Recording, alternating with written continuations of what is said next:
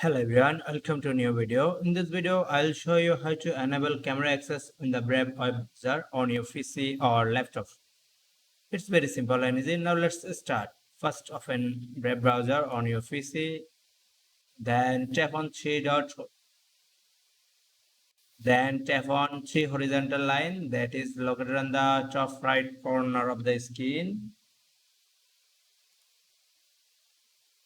Now tap on settings, then in the left side tap on privacy and security. Now tap on site settings. Now tap on site and sales settings. Under the permission tab, you can find camera section. Tap on it.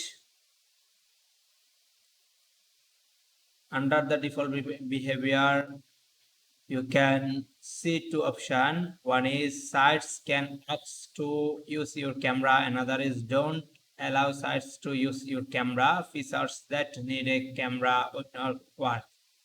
If you need to enable your camera access, then select sites can ask to use your camera.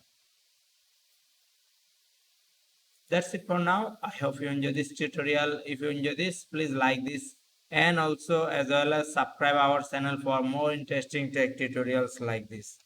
Thank you.